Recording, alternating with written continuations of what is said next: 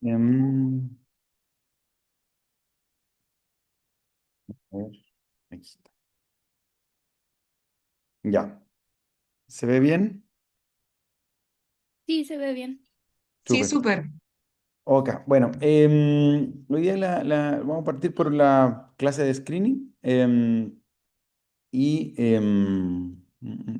está. Entonces vamos a hablar de algunos cánceres, mama, próstata, pulmón, colon y cervicuterino, esencialmente porque esos son los cánceres que tienen programas de screening activos, sistemáticos en Chile. Em, Gástrico, que el otro que a veces se habla, esto no tiene un programa de screening en Japón, pero no en nuestro país. Voy a saltar un poquito esto para ir como a lo que les quería decir.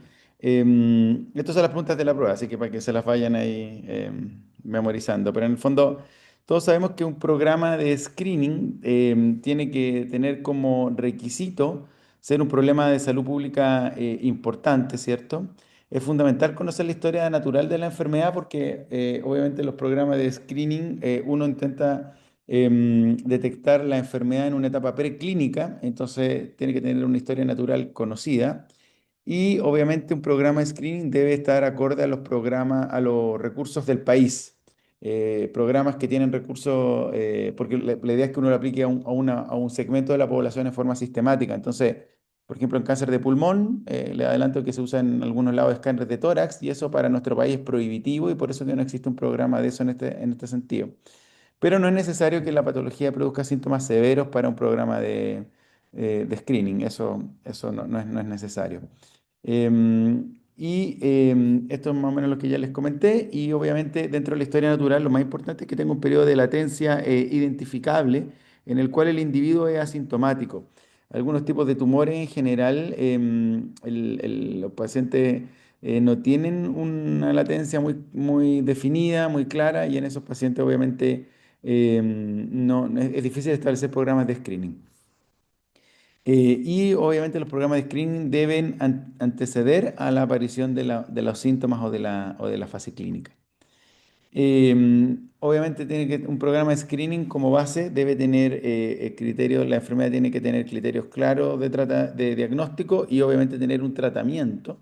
Y si es que yo lo trato en etapa temprana, debe influir favorablemente en el pronóstico de la enfermedad. Por ejemplo, esto no pasa mucho en cáncer de páncreas, donde en general normalmente desde etapas tempranas, desde tumores pequeños, en general la conducta siempre es la misma, que cirugía y quimioterapia, entonces no hay una clara fase donde uno pueda cambiar el pronóstico de la enfermedad. Entonces eso es como súper importante a la hora de establecer estos programas de screening. Y lo otro que es fundamental es que deben ser continuos en el tiempo, no saco nada con que yo haga un tremendo programa de screening un año, el otro año no, al siguiente sí, o sea, deben ser consistentes para que se vea el beneficio.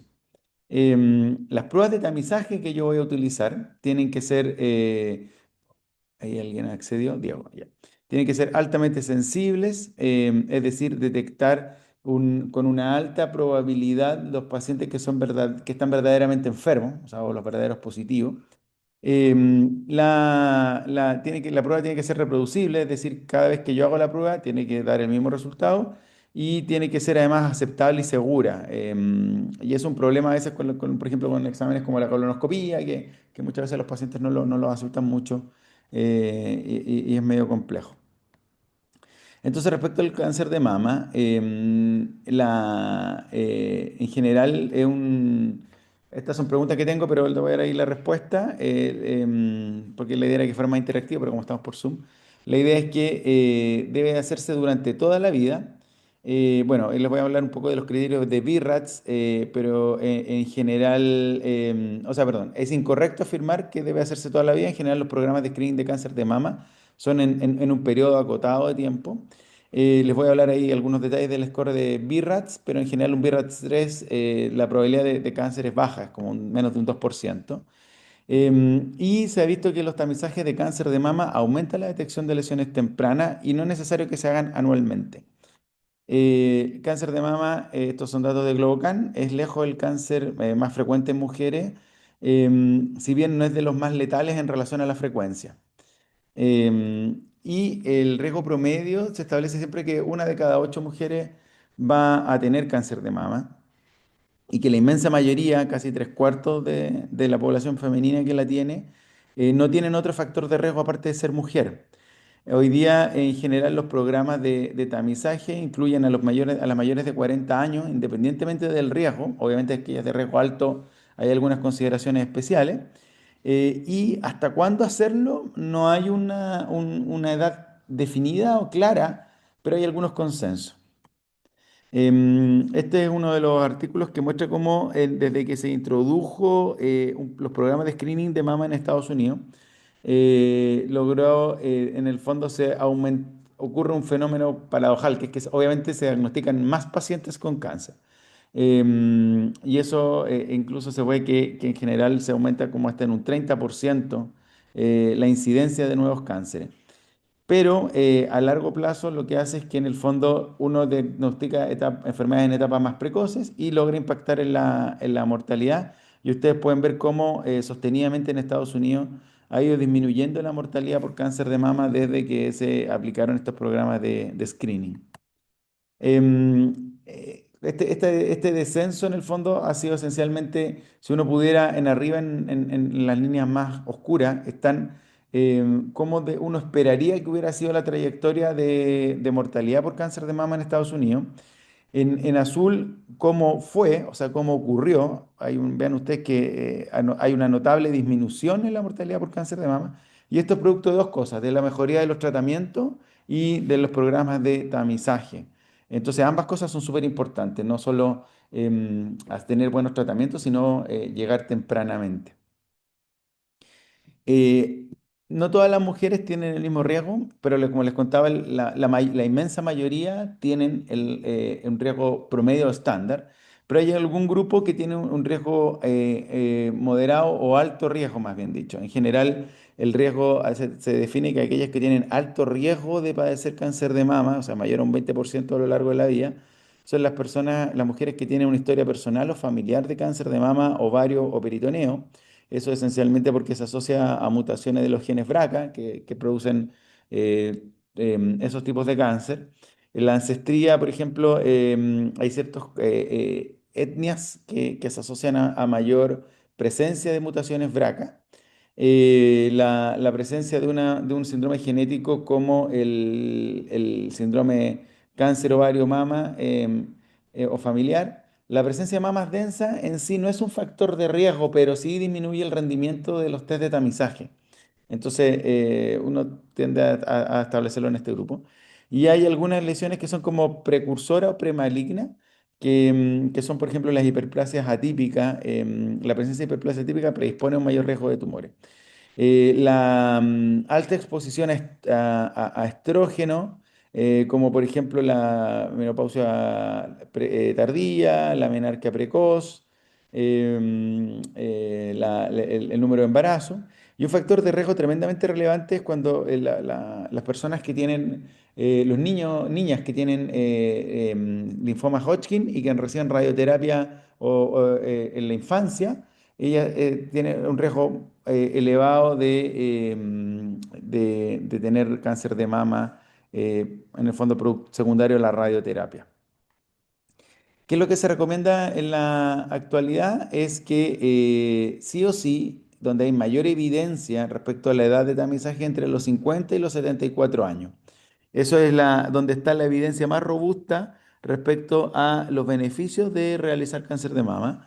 Menores de 40 en general no se recomienda realizar tamizaje, salvo que las personas que tienen alto riesgo, por ejemplo, presencia de genes BRCA, haber recibido radioterapia en la infancia, esas mujeres debieran empezar a tamizarse antes, en general se recomienda como desde los 30 años.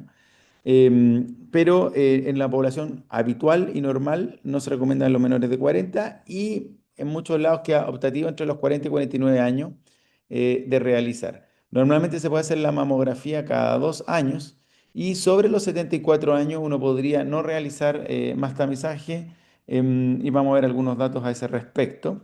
Algunos consensos dicen que por lo menos uno, para que el tamizaje tenga algún impacto, la persona debiera tener una expectativa de vida mayor a 10 años. Entonces, si tiene más de 74 años, pero por ejemplo, pacientes que tienen una demencia avanzada, que tienen insuficiencia cardíaca importantes, que tienen otras enfermedades oncológicas, que tienen, por ejemplo, grados de dependencia severa, etcétera, esas personas no tendría sentido seguir un tamizaje porque normalmente tienen una expectativa de vida menor a 10 años y no se va a alcanzar a desarrollar la enfermedad.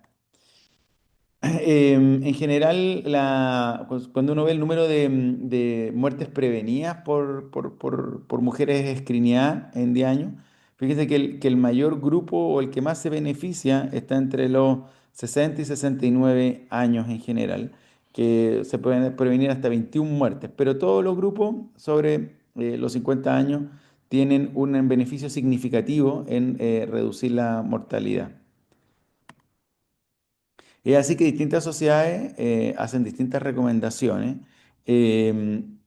eh, como les decía, en algunos lados la American Cancer Society dice que es a partir de los 45 años en riesgo normal, y cada 2 años a partir de los 55 y con una expectativa de vida hasta 10 años.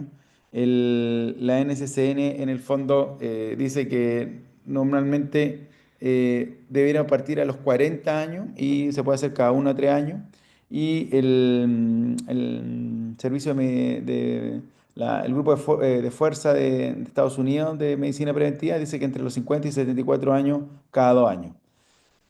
En Chile, la vaquilla GES lo que recomiendan es realizarla cada 2 años entre los 50 a 74 años. Eso es lo que se recomienda a nivel nacional.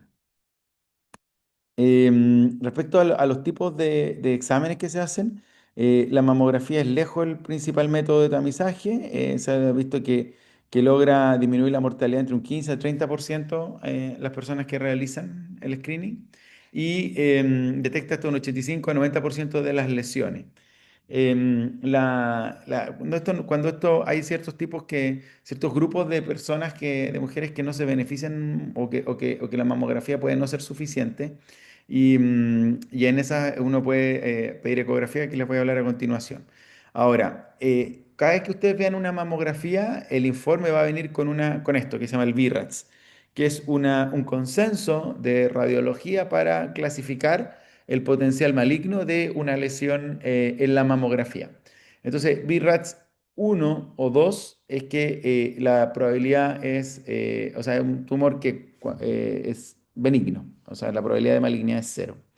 Cuando hay un BIRATS 3, la probabilidad de que sea benigno es de un 98%. Y en general lo que se recomienda cuando ustedes vean una mamografía BIRATS 3 es repetirla a los 6 meses. Y si a los 6 meses vuelve a salir BIRATS 3 o 1 o 2, volver a un screening anual. Cuando hay un BIRATS 4, la probabilidad va desde un 2 a un 95% de malignidad y ahí la indicación es hacer una biopsia. Lo mismo con un BIRATS 5, que tiene una probabilidad no sobre un 95%. Y respecto al BIRATS 6 es cuando yo ya sé que tengo un diagnóstico de cáncer de mama. BIRAT 0, contrariamente a lo que uno cree, no es que tenga menor riesgo que 1, sino que 0 es que el examen no fue concluyente y hay que apoyarse de otro examen, ¿ya? Entonces eso es importante. 1, 2, nos quedamos tranquilos. 3, repetir en 6 meses. 4, 5, biopsia. Y 0, hacer otro examen.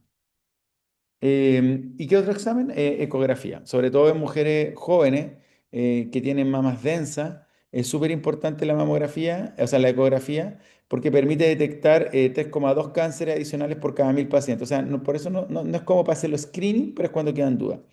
Ayuda en lesiones en mama densa o cuando hay quistes mamarios, etcétera.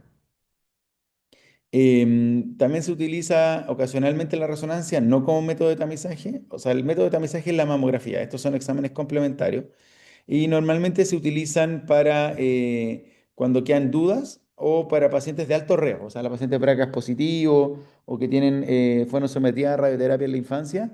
Normalmente se recomienda, si es que no se va a hacer mastectomía profiláctica, que a veces es una conducta que se puede hacer, es realizar screening con resonancia anual. Eso con cáncer de mama. Respecto a cáncer de colon en general, bueno, esta es la pregunta y esta es la respuesta. Es incorrecto afirmar que uno debe iniciar antes de los 30 años. Normalmente A los 50 años, y hoy día hay alguna recomendación de que uno parte un poco antes, a los 45 años. Los divertículos no son un factor de riesgo de cáncer y el método más eficiente es la colonoscopía, pero no es el único, ¿ya? Colon de recto en general es la segunda causa la segunda más frecuente de los cánceres en hombres y en mujeres. Ha habido un aumento progresivo, sobre todo en los grupos más jóvenes. La mayoría de los pacientes con cáncer ocurren sobre los 50 años, por esto que se recomienda que esa sea la edad de inicio del screening, pero en los grupos menores de 50 años, que son el 10%, van en aumento. Entonces eso ha gatillado un cambio ahora en la recomendación. Los hombres en general tienen más riesgo que las mujeres y lo presentan en una edad más precoz. Y lo que le mostraba que ha aumentado casi un 15% la incidencia entre los 40 y 49 años en el último tiempo. La mayoría de los cánceres de colorectales se originan en pólipos y tienen una historia natural cercana de años. Es bien conocida esa historia natural.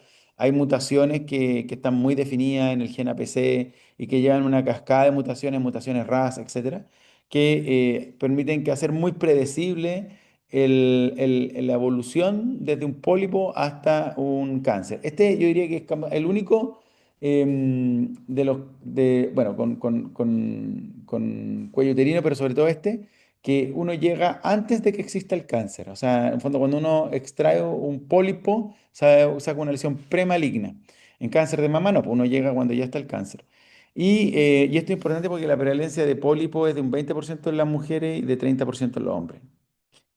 Esto es como también desde que se implementaron los programas de screening, vean cómo ha ido disminuyendo la incidencia de cáncer de colon, tanto en etapa precoz como en etapa tardía.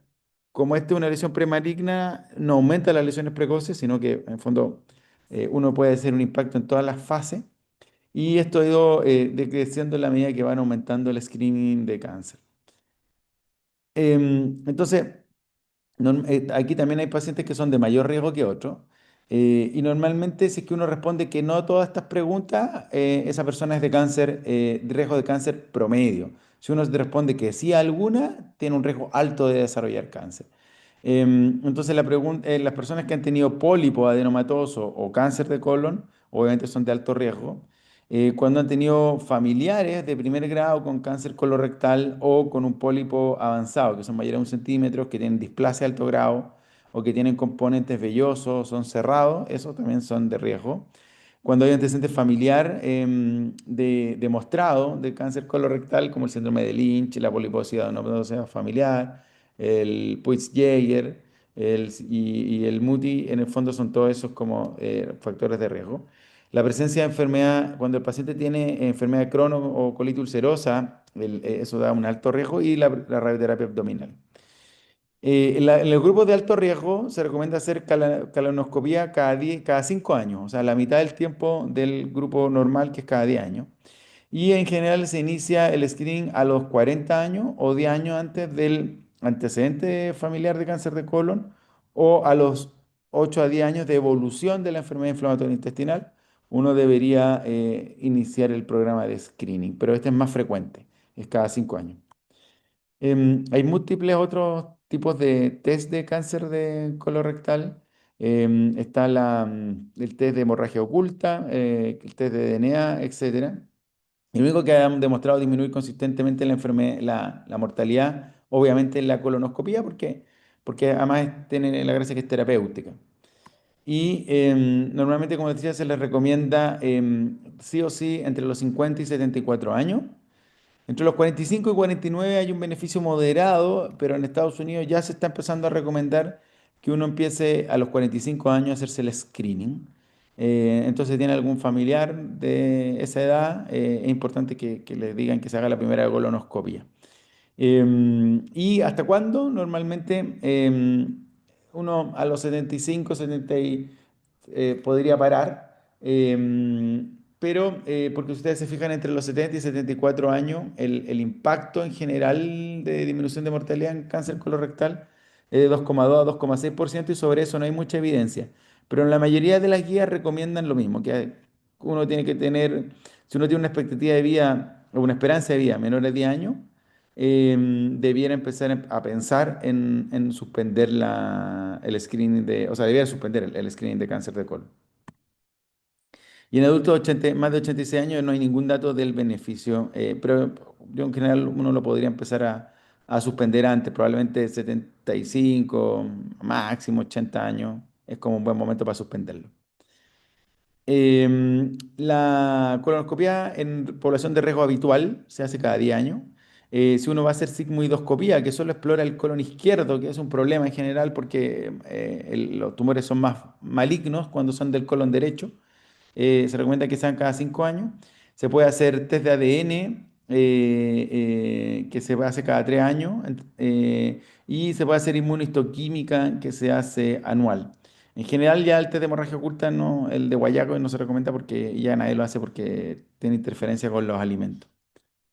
Y bueno, esto es el impacto que ha tenido, que tienen los programas de screening en el fondo, o sea, el rendimiento, la colonoscopia tiene un rendimiento de una sensibilidad y una de cercano a un 95% y lejos es el método de elección. Eso con cáncer de colon. Pasemos ahora a cáncer de próstata. En general, los cánceres de próstata ya han caído hay harta discusión de cuándo hacerlo. Pasamos de una época en que se discutía que todos tenían que ir a un screening de cáncer de próstata y se pedía antígeno prostático de rutina, a un periodo en que caímos casi en un nihilismo que se dejó de realizar por algunos estudios que les voy a mostrar.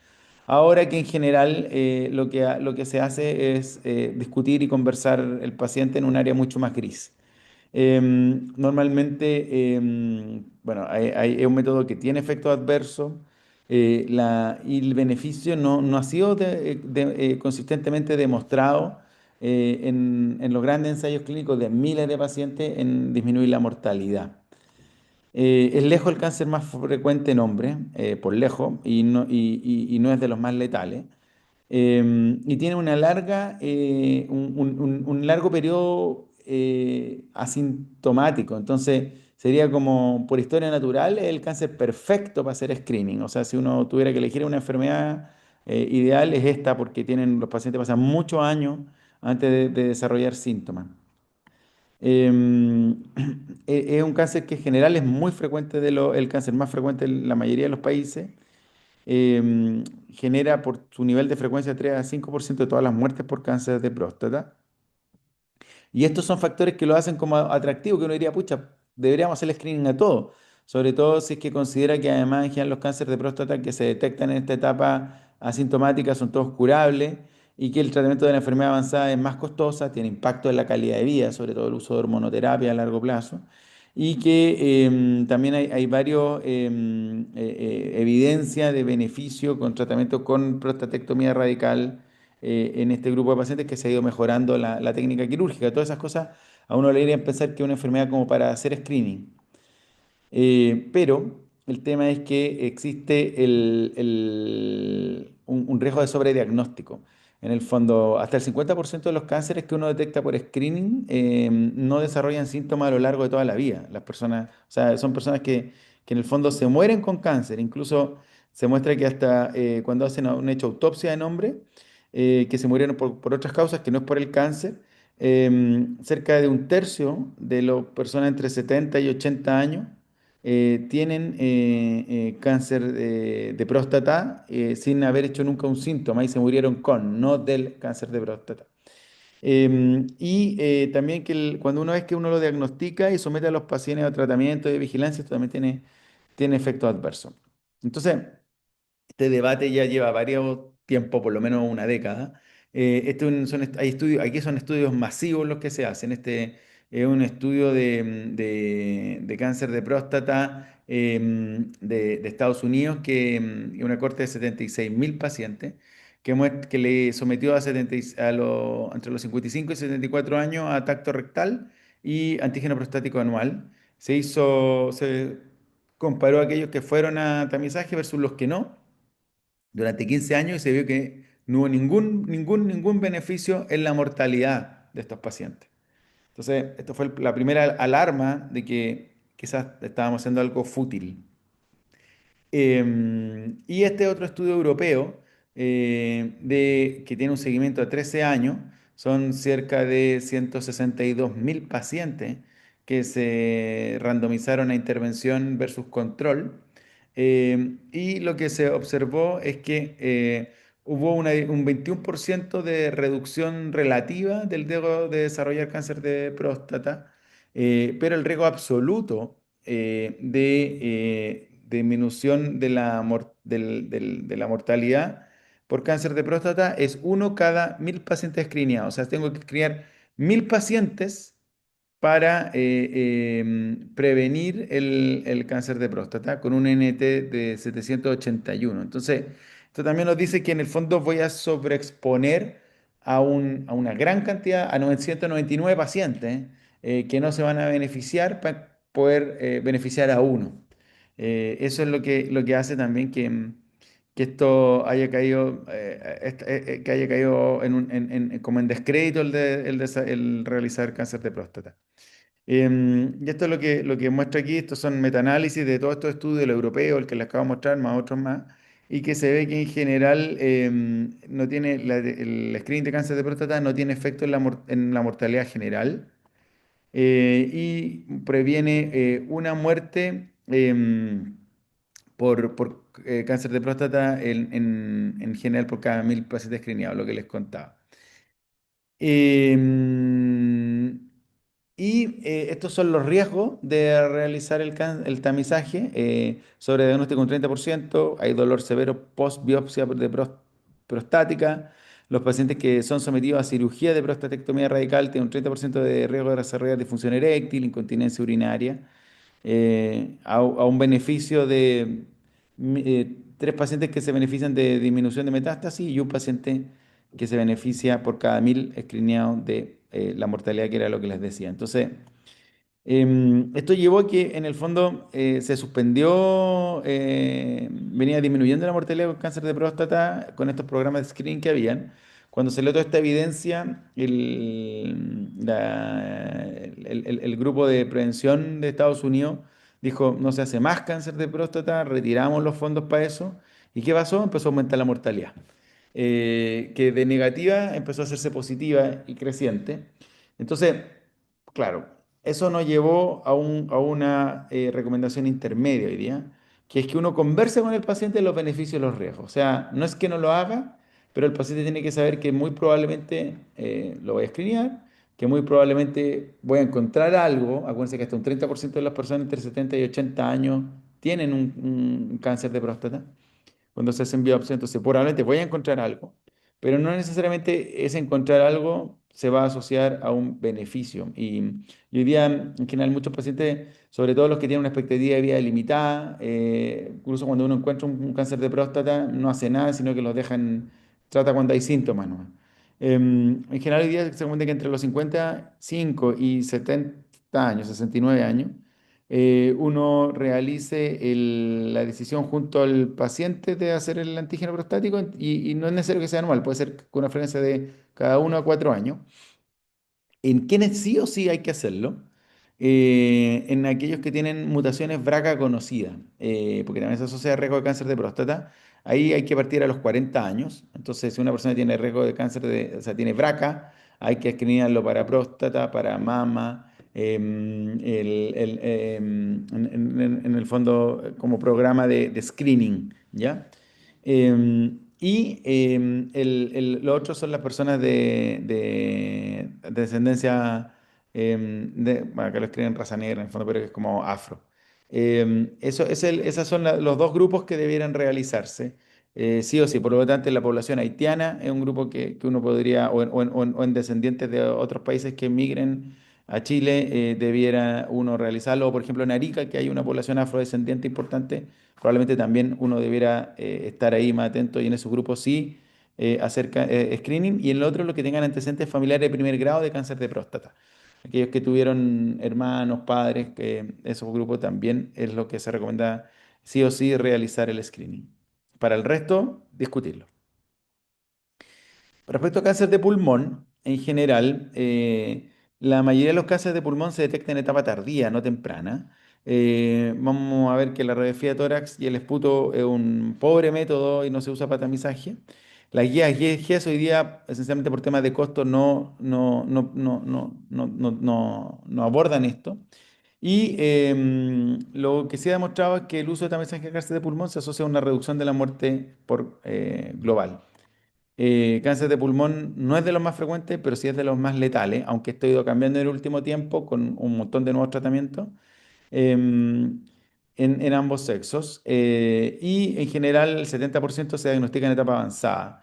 Las estadísticas globales, cuando uno no tiene acceso a las nuevas terapias, la mayoría está fallecido como, o sea, los 30% a 3 meses. Y el pronóstico mejora mucho cuando puedes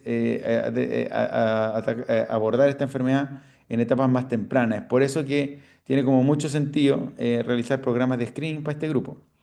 Y este es un estudio dentro del mismo estudio de próstata que les comenté. Ellos también vieron screening de cáncer de pulmón, colorectal y ovario. Bueno, ovario salió negativo, así que ese no lo vamos a mencionar. Compararon radiografía versus cuidados usuales y no hubo beneficio en la mortalidad. Por lo tanto, si uno no tiene acceso al examen de escáner en baja dosis, no es útil hacer un programa de screening con radiografía. Eso no sirve para nada. Así que este estudio igual es importante para desaconsejar esa medida. Y este es un estudio grande también de 53.000 pacientes que tenían entre 55 y 74 años, que eran fumadores, que habían fumado en los últimos 15 años, aunque lo hubieran dejado, pero en los últimos 15 años habían fumado, y con un IPA de 30, o sea, índice paquete de año de 30. En esto se randomizaron a radiografía versus a escáner de baja dosis y se vio que hubo un 6% de la mortalidad global, que es bien impresionante, la mortalidad total, y un 20% en reducción de mortalidad por cáncer de pulmón. Este otro estudio en una población bastante similar y que muestra lo mismo, que también el grupo que se randomiza screening con escáner de baja dosis tiene un 24% de reducción de mortalidad por cáncer y esto es incluso mayor en mujeres, hasta un 33%. Y estos son los estudios a largo plazo que muestran lo mismo. Entonces, en general, hoy día lo que se recomienda es que toda persona entre 55 y 80 años que tiene un índice paquete de años de 30 y que es fumador actual o que lo suspendió hace menos de 15 años, uno haga todos los años un escáner de baja dosis en este grupo. Y eso tiene un impacto en la disminución en la mortalidad total y por cáncer de pulmón. Esto es más o menos lo mismo, ¿ya? Y en Chile no se sugiere, por esencialmente un tema de costo, en realidad. Y finalmente el screening de cáncer de cuello uterino es un tumor que en general viene disminuyendo fuertemente su incidencia producto de los programas de screening y se espera que disminuya mucho más producto de las vacunas para los virus papiloma. En general, la edad mayor riesgo, bueno, esto es como el factor de riesgo es transmisión sexual del virus papiloma. Normalmente uno debiera, es como la edad de inicio de la vida sexual, cuando aparece la prevalencia y normalmente arriba de los 65 años ya empieza a bajar en forma bien significativa. Entonces, la ventana de screening es hasta los 65 años normalmente desde el inicio de la vida sexual. Eh, Profe, una consulta. Sí, por favor, cuéntame. Con respecto al cáncer de pulmón, pese a que Sí, la guía no recomienda, como que asumo que por un tema de coste gubernamental y todo eso, ¿se cuenta con el acceso a TAC de baja dosis en el país? Como en, no sí. sé, si Hay dijésemos algunos en... centros privados que lo tienen porque tiene un software distinto. O sea, no es el mismo escáner que uno como que le baja la potencia, sino que requiere un software diferente. Yo sé que la clínica Las Condes lo tiene. No sé si o lo tenía. Me parece que la clínica alemana también, como centros así habituales. Pero no está disponible ampliamente. Hay que ir preguntando centro a centro. No sé si ahora habrán algunos nuevos que lo tengan, pero sé que no está como en los hospitales públicos seguro que no hay, en el nuestro no hay, en el Hospital de la Universidad de Chile, y son algunos centros los que lo realizan. Eso. Ya entiendo. Gracias. Ok, entonces respecto al screening de cáncer de cuello uterino, en general se demostró que hacer un PAP todos los años es lo mismo que tiene la misma efectividad que hacerlo cada 3 años. Y el riesgo de muerte en el fondo, porque ustedes ven que el riesgo de muerte cuando uno hace un PAP anual es de 0,03 y si uno lo hace cada 3 años 0,05 por cada 1.000 pacientes, o sea, al final no tiene un impacto, así que se puede hacer el Papa Nicolau cada 3 años. Y si uno hace un test de genotipificación, que es para detectar los serotipos que causan cáncer de cuello uterino, ese es cada 5 años. Y en general el test es más preciso, el genotipo permite entre 0,2 a 0,3 prevenir muerte, en cambio el Papa Nicolau entre 0,3 a 0,66, pero son bastante equivalentes en resumidas cuentas. Pero el genotipo uno, el Papa Nicolau lo que detecta son cambios celulares, morfológicos, de una célula que ya se malignizó. En cambio, el genotipo detecta, antes que eso, pues, detecta cuando está el virus incorporado al DNA. Entonces es una etapa mucho más precoz y por eso es más el tiempo de latencia entre uno y otro. Se recomienda partir a los 21 hasta los 65 años. Y con, les decía, la frecuencia es cada 3 años Papa Nicolau o cada 5 años virus papiloma. Y suspenderlo a los 65 años si es que tiene dos Papa Nicolau o dos test negativos en los últimos 10 años. Y el último hace 5 años uno ya puede suspender el screening. Y esto es lo mismo que recomienda la guía GES entre los 25 y 64 años, cada 3 años, y suspenderlo a los 65 cuando tengan un tamizaje adecuado. Entonces, en síntesis, es importante Pero fue una conocer. duda corta. ¿Ah? Con el tema de la genotificación, igual tengo entendido, que al menos por guía GS está recomendada a partir como, no me acuerdo la exacta, pero creo que como tipo 30 años. Eso más que nada por el hecho de que igual, a pesar de que el marcador esté positivo a los 21, en verdad faltaría Claro, como sí. historia natural para que esté el cáncer, ¿o no? Exactamente, exactamente. Ahora, en general, yo no me acuerdo que la guía GES se haya actualizado, podemos buscarlo ahora, que se haya actualizado, como se haya incorporado No, el igual gen. quizá yo estoy ahí, me equivoco, quizá no era IAGES, pero eso me acuerdo que Claro, vimos como en ginecología más o menos. sí, eso, sí, porque que yo sepa por guía GES, me parece que no está el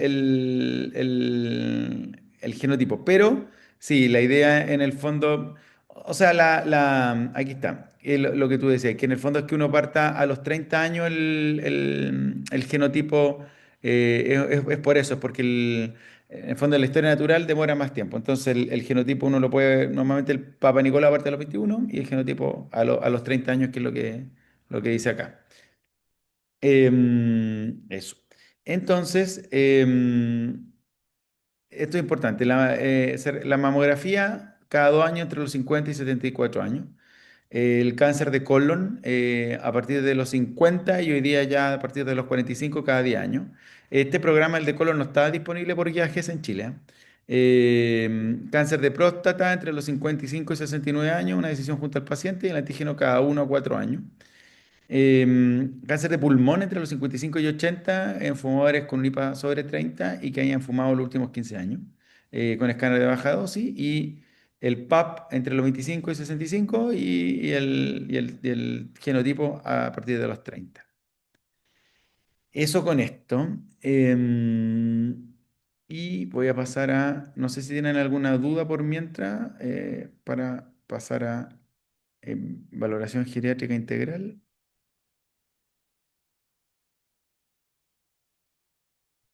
Ya.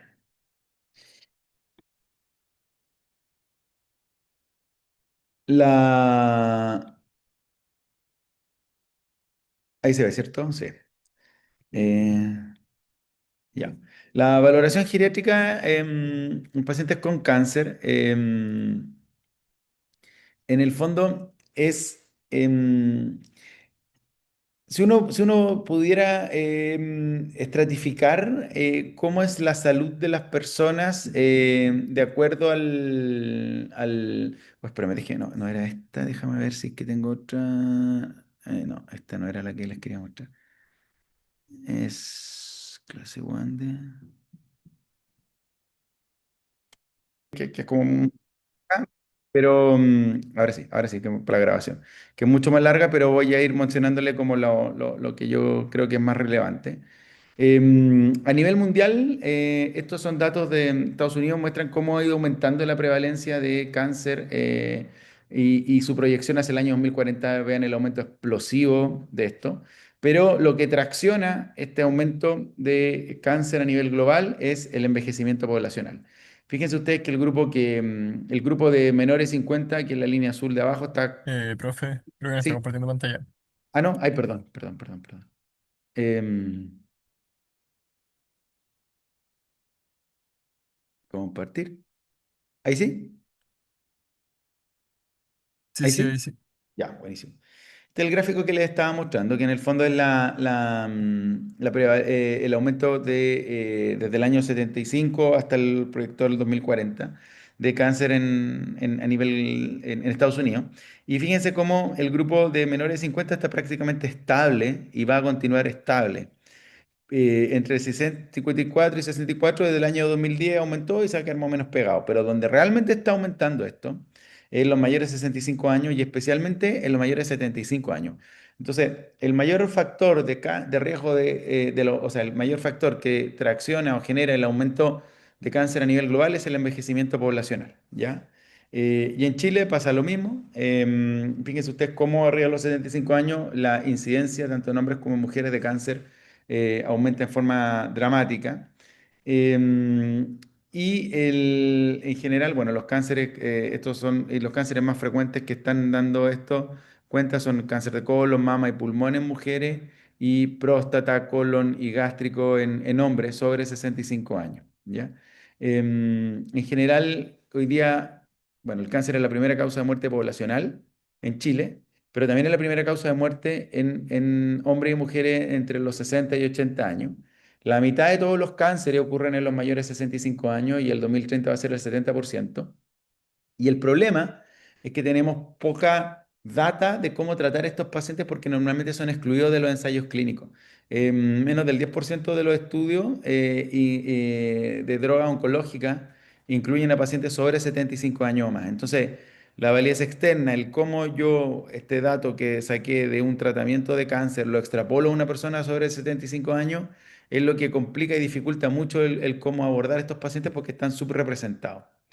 Hay un montón de factores hoy día y de entendimiento de cómo las personas envejecen y un conocimiento mucho más profundo de cómo se produce la carcinogénesis y cómo atacarla. Y hay factores comunes a ambos procesos, en general, que tienen que ver con que, por ejemplo, aquí hay un ejemplo de cómo se hace esto, pero normalmente cuando uno envejece, la célula normalmente entra en apoptosis.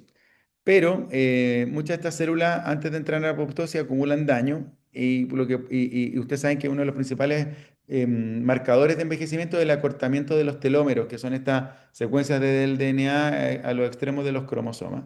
Y que a la medida que se van acortando, la célula va entrando en senescencia.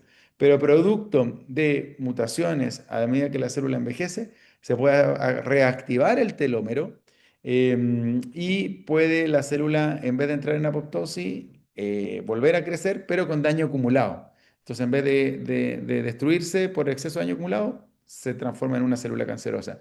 Y eso es uno de los mecanismos principales por los cuales los cánceres son más frecuentes en la medida que uno va envejeciendo. Hay una explosión del arsenal terapéutico en oncología. Esto me lo voy a saltar un poquito. Esto les quería mostrar. Em, esta explosión del arsenal terapéutico en oncología, que tiene que ver con radioterapia y un montón de cosas, expone a los pacientes a múltiples daños y múltiples injurias en muchos sistemas.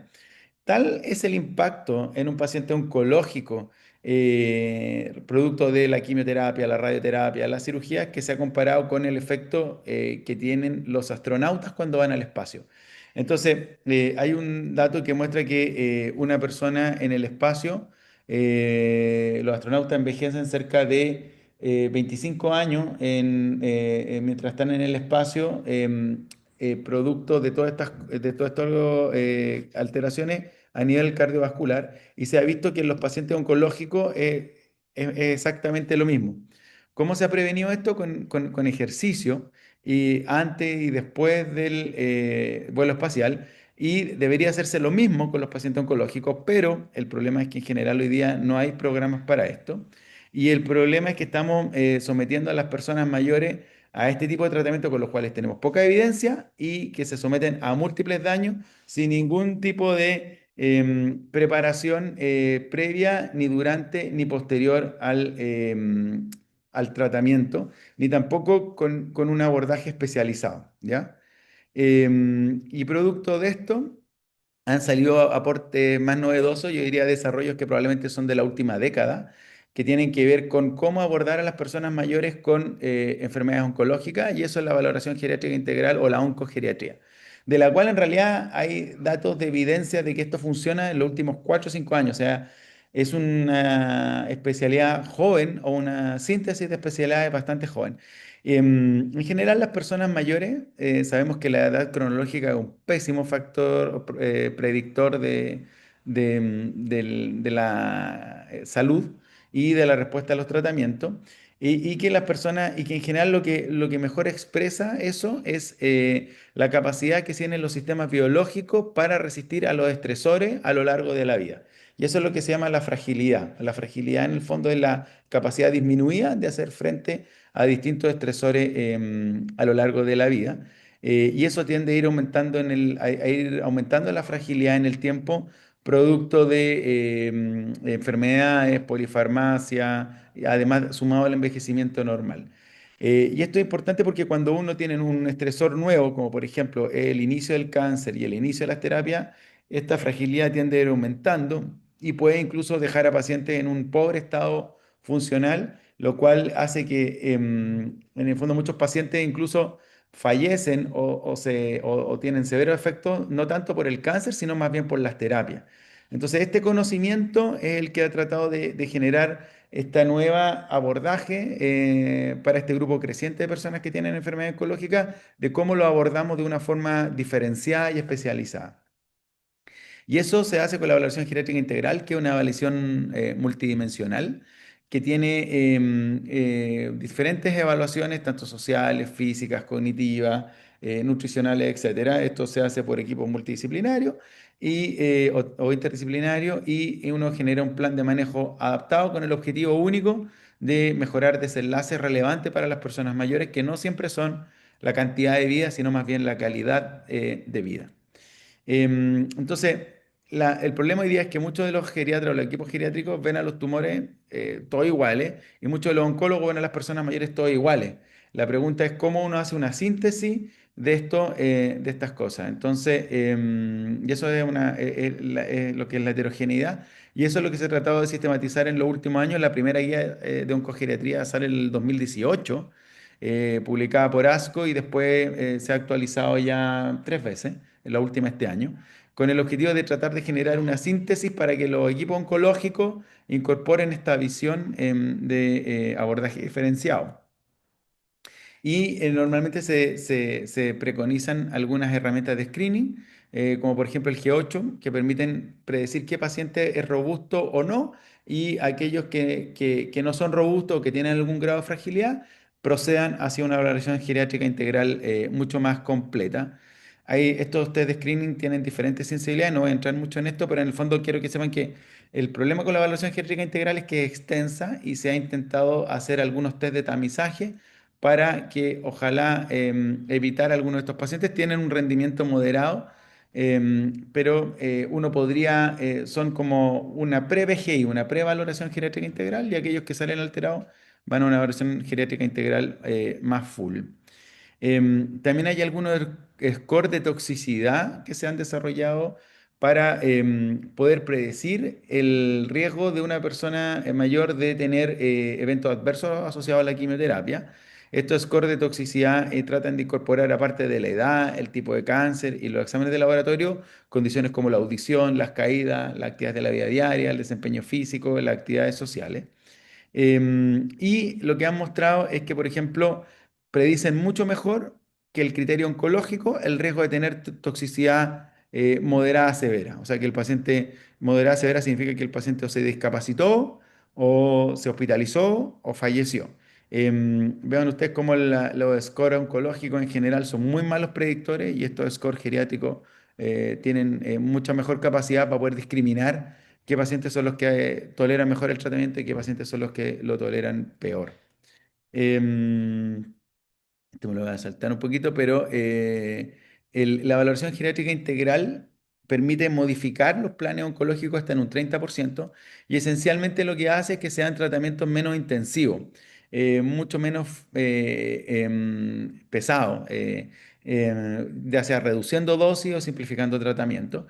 Y también establecen intervenciones no oncológicas como kinesiología, apoyo nutricional, reducción de polifarmacia, evaluaciones cognitivas, etcétera. Todo eso teóricamente disminuye los eventos adversos en las personas mayores. Y eso digo teóricamente porque del 2016 empiezan a aparecer los primeros estudios. Y ya del 2020 hasta el 2023 apareció mucho más.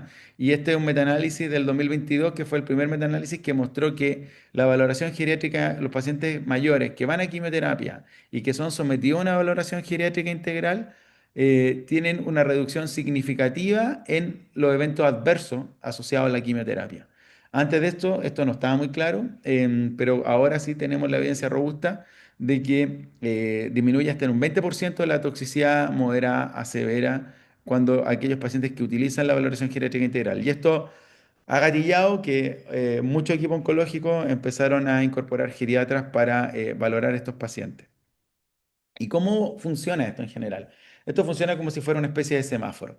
Con la evaluación geriátrica integral, evaluaciones cognitivas, nutricional, anímica, de red de apoyo, farmacológica, etcétera. Es algo, bueno, cuando estén en geriatría lo pueden ver.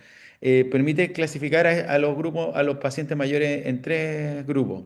Aquellos que están robustos, que son pacientes que tienen en el fondo no tienen problemas cognitivos, no tienen problemas de físico, no tienen pérdida de masa muscular, tienen buena red de apoyo, tienen buen estado anímico, si tienen enfermedades están compensadas. Y esos pacientes que son robustos en general, uno le hace un tratamiento bastante similar a las personas más jóvenes. En el otro extremo están aquellos pacientes frágiles que tienen dependencia severa, que tienen problemas cognitivos, que tienen múltiples comorbilidades, con pobre red de apoyo, con pérdida de masa muscular severa o desnutrición severa. A esos pacientes en general, uno hoy día lo que hacemos es que decimos que no reciban tratamiento, y el ancho grupo del medio, que en muchos cortes internacionales, y acá en Chile, en la nuestra también, son cerca del 50% de los pacientes, que es donde está lo complejo, que son pacientes donde uno le queda la duda si ir o no ir, que son pacientes que tienen algún grado de dependencia, algún grado de problema cognitivo, una red de apoyo regular, algunos problemas nutricionales, etcétera. Y estos grupos de pacientes, en el fondo, lo que uno trata de hacer es ajuste en los tipos de tratamiento, por un lado, dosis más baja o simplificar el tratamiento, y lo otro, prehabilitar, o sea, tratar de optimizarlos, como, igual que los astronautas, como les contaba en esa experiencia, antes de enfrentar estos tratamientos oncológicos, ¿ya? Esto es una corte, por ejemplo, francesa, que muestra cómo el grupo divide en tres grandes grupos: en aquellos pacientes que están en muy buenas condiciones, que tienen tumores oncológicos, todos mayores de 70 años, y veía la sobrevida a un año. Entonces, la estratificación no era por tipo de cáncer, sino que la estratificación es por la valoración geriátrica integral. O sea, independiente del tipo de cáncer, independiente de la edad, lo que marca el pronóstico son las variables de la valoración geriátrica integral, como la nutrición, el estado cognitivo, el soporte, la comorbilidad y las actividades de la vida diaria. Entonces tenemos tres grupos, cerca de un tercio, que son los robustos, que al año están prácticamente todos vivos. Tenemos grupos intermedios, malnutridos o con problemas cognitivos o anímicos, que al año está muerto cerca de la mitad. Y tenemos un grupo que está con múltiples dominios alterados que están fallecidos casi el 80% a un año. Entonces, en el fondo, esto permite graficar cómo no es tanto el cáncer, si bien el cáncer obviamente influye, pero al mismo cáncer y a misma edad, lo que te marca el pronóstico en una persona mayor son las variables geriátricas y no las oncológicas. ¿Ya? Y esto en el fondo, como les contaba, tenemos hoy día por lo menos tres grandes ensayos que muestran cómo la evaluación geriátrica integral es efectiva. El primero es el estudio GAIN, que randomizó a pacientes sobre 65 años con tumores sólidos que iniciaron nueva quimioterapia a un manejo por un oncólogo más un equipo geriátrico versus el oncólogo solo y lo siguió a 6 meses. Y se vio que los que iban a un grupo con manejo oncogeriátrico tenían un 10% menos toxicidad severa a moderada, ya que eso es como, es bien importante en el fondo, ¿ya? El segundo, el grupo, este es un estudio australiano en Intergerate, que es lo mismo, sobre 70 años, tumores sólidos, iban un equipo oncogeriátrico versus cuidados usuales y el objetivo era ver la calidad de vida a 6 meses.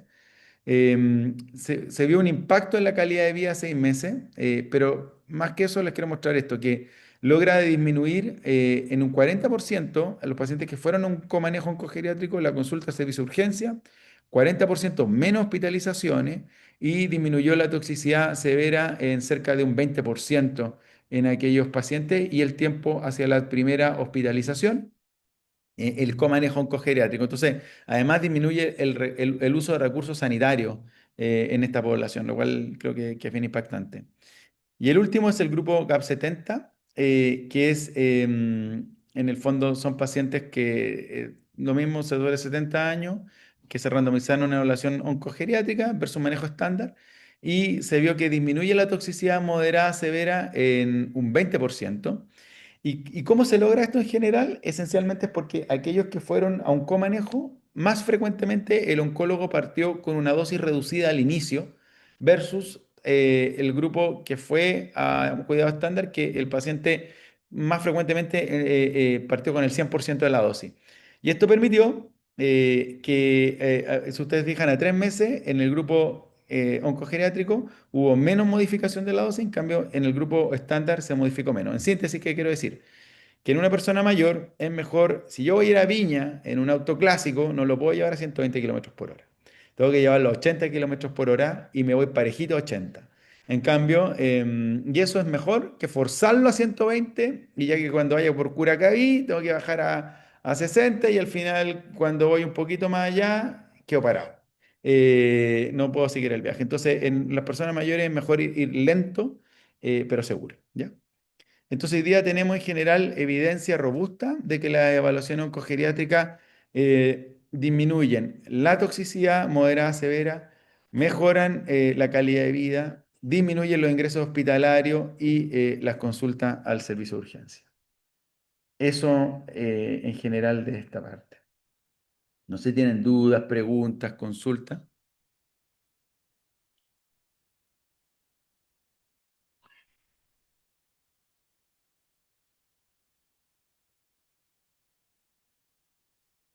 ¿Aló?